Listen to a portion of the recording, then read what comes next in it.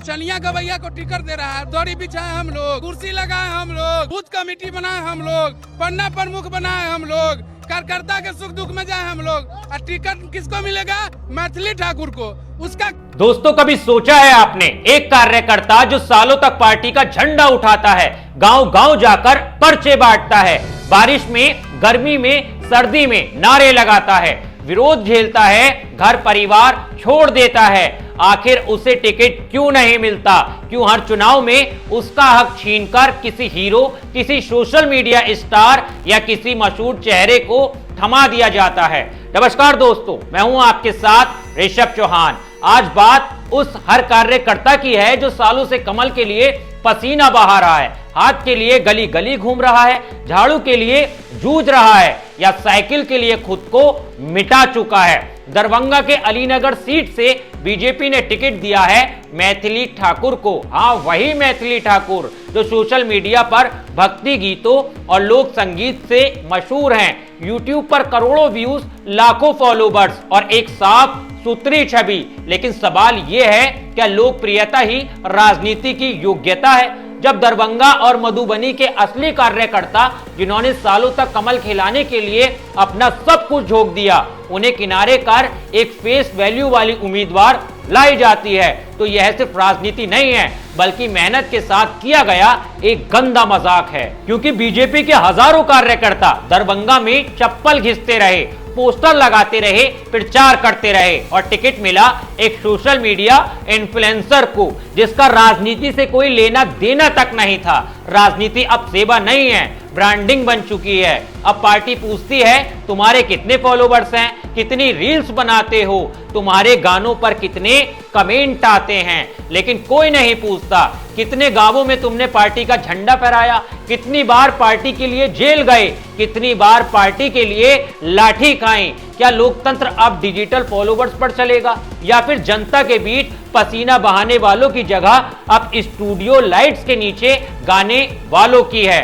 दरभंगा में कार्यकर्ता कहते हैं, हमने घर छोड़ा, परिवार छोड़ा, नौकरी छोड़ी, पार्टी के लिए लड़े, लेकिन टिकट आया तो किसी और के नाम पर। यह कहानी सिर्फ दरभंगा की नहीं है, बल्कि पूरे देश के हर जिले, हर ब्लॉक, हर पंचायत की कहानी है। हर पार्टी में कुछ चेहरे ऐसे हैं जो टीवी पर अच्छे दिखते हैं, कैमरे के सामने मुस्कुराते हैं और टिकट झटक लेते हैं, लेकिन चुनाव जीतने के बाद वो उसी जनता से गायब हो जाते हैं जिसने उन्हें वोट दिया। देखिए इतिहास, बीजेपी से सांसद बने रवि किशन, मनोज तिवारी, हेमा मालिनी, स्मृति ईरानी, किरण खेर, इनमें से कितने अपने इलाके में हर वक्त जनता के बीच नजर आते हैं? रवि किशन गोरखपुर से जीते, लेकिन अब शूटिंग में ज्यादा देखते हैं। हेमा मालिनी मथुरा से सांसद हैं, लेकिन ज्यादा चर्चा उनकी फोटोग्राफी या टिप्पणी को लेकर होती है, काम को लेकर नहीं। मनोज तिवारी दिल्ली में बीजेपी का चेहरा जरूर है, पर आम कार्यकर्ता पूछता है, हम कहां हैं इस सिस्टम में? दूसरी ओर कांग्रेस हो या समाजवादी पार्टी, सबका हाल एक जैसा है।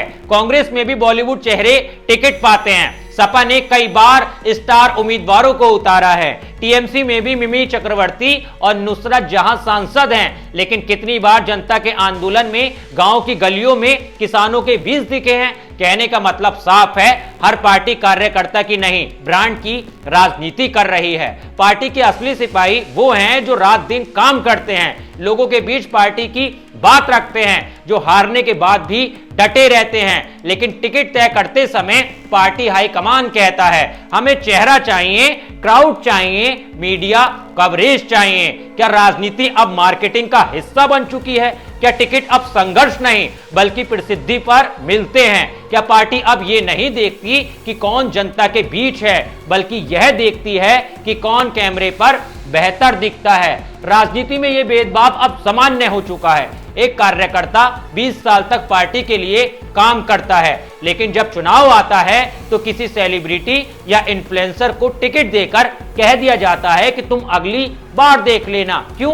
क्या पार्टी ये नहीं सोचती कि जिसने सालों तक पसीना बहाया वही जनता के दिल को बेहतर समझता है, वही वोट जुटा सकता है? क्योंकि जनता का दिल सोशल मीडिया की पोस्ट से नहीं बल्कि जमीन पर काम से जीता जाता है। हर बार जनता भी इस गलती में फंस जाती है। उसे भी चमकदार चेहरा पसंद आता है, टीवी पर दिखा चेहरा, गाने वाला कलाकार, हंसता चेहरा, सोशल मीडिया का स्टार, वही आदर्श उम्मीदवार बन जाता है। लेकिन जब वही स्टार जीत जाता है तो अगले 5 साल वो जनता को ऑटोग्राफ नहीं, विकास देने से कतराता है। राजनीति में फेस नहीं, फेथ चाहिए, विश्वास चाहिए, और विश्वास एक दिन में नहीं बनता, वो वर्षों की मेहनत, संघर्ष और ईमानदारी से बनता है। मैथिली ठाकुर का केस भी इसी राजनीति का प्रतीक है। वो कलाकार है, इसमें कोई शक नहीं है, लेकिन राजनीति सिर्फ गानों और फॉलोवर्स से नहीं चलती, वो जनता के दिलों से चलती है। बीजेपी ने उसे टिकट देकर एक संदेश दिया है, हम लोकप्रियता को प्राथमिकता देंगे, लेकिन शायद भूल गए हैं कि लोकप्रियता और लोकप्रिय नेता में जमीन आसमान का फर्क होता है। दरभंगा के कार्यकर्ताओं का गुस्सा यही है, हमने सालों से झंडा उठाया और टिकट उठा ले गई कोई और स्टार। यही गुस्सा अब वोट की चोट में बदल सकता है। अब सवाल सिर्फ मैथिली ठाकुर जीतेंगी या हारेंगी ये नहीं है, सवाल है क्या राजनीति हमेशा ऐसे ही रहेगी? क्या पार्टी कभी अपने असली सिपाहियों को पहचान पाएगी? क्यों हर बार वही चेहरा टिक जाते हैं जो कैमरे पर फिट बैठते हैं? क्यों नहीं उन्हें मौका दिया जाता जो जनता की नब्ज जानते हैं, उनके दर्द को महसूस करते हैं? अगर यही सिलसिला चलता रहा तो आने वाले सालों में राजनीति पूरी तरह से फेस वैल्यू पॉलिटिक्स बन जाएगी, जहां पार्टी का कार्यकर्ता सिर्फ पोस्टर लगाने वाला रह जाएगा और टिकट लाइट कैमरा एक्शन वालों को मिलता रहेगा। अब वक्त है हर कार्यकर्ता अपनी आवाज बुलंद करे, हर पार्टी पर सवाल उठाए, कब तक हमारे पसीने से दूसरों के सपने पूरे करोगे? राजनीति में स्टार की नहीं, संघर्ष की जगह बनाओ, ग्लैमर की नहीं, ग्राउंड रियलिटी की कद्र करो, क्योंकि लोकतंत्र तभी बचेगा जब जनता के असली सिपाही आगे आएंगे, ना सिर्फ वो जो सोशल मीडिया पर दिखते हैं। तो दोस्तों, आज सवाल सिर्फ मैथिली ठाकुर का नहीं है, बल्कि उस हर कार्यकर्ता का है जो अपने खून पसीने से पार्टी को सींचता है, लेकिन टिकट किसी और को हो जाता है। सोचिए, क्या लोकतंत्र का मतलब यही रह गया है, जो दिखता है वही बिकता है? अगर आपको भी लगता है कि मेहनत का हक मिलना चाहिए तो इस वीडियो को शेयर कीजिए, कमेंट कीजिए, हैशटैग कार्यकर्ता का हक, वीडियो को डाउनलोड कीजिए, ट्विटर पर ट्रेंड कराइए, क्योंकि अगर कार्यकर्ता जाग गया तो हर पार्टी को जवाब देना पड़ेगा। मिलता हूं आपसे अगली वीडियो में। जय हिंद।